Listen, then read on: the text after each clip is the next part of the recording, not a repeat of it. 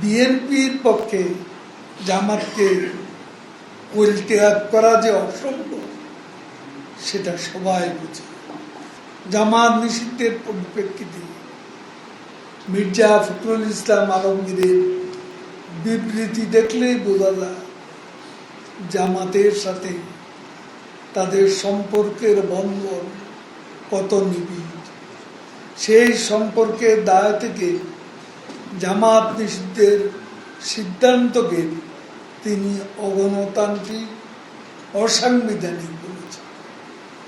কেননা বিএনপির প্রতিষ্ঠাতা জিয়াউর রহমান স্বাধীন বাংলাদেশে নিষিদ্ধ জামাতে রাজনীতির বৈধতা দেন। খালেদা জিয়ার সরকারের আমলে জামাত নেতা যুদ্ধাপরাধী গোলাম আজমের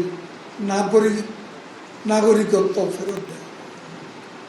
1991 সালে জামাতের সমর্থন নিয়ে বিএনপি সরকার গঠন করে। 2001 সালে বিএনপি জামাত জোট হয়ে সরকার গঠন করে এদেশের মানুষের উপর, বিশেষ করে সংখ্যালঘু সম্প্রদায়ের উপর অকথ্য নির্যাতন চালায়। স্বাধীন বাংলাদেশে নারীদের উপর নজিরবিহীনভাবে ধর্ষণ, নির্যাতন চালানো।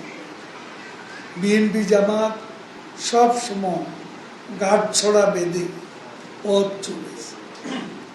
সুতরাং বিএনপির পক্ষে জামাতকে ইলতিহাদ করা যে অসম্ভব সেটা সবাই বুঝে।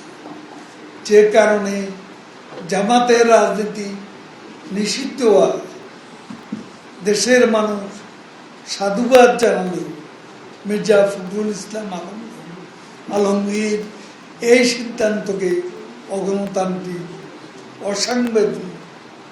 অসাংবিধানিক বলবে, এটাই স্বাভাবিক। এতেই বিএনপির তীব্র জামাত প্রীতি পরিষ্কার হয়ে উঠেছে।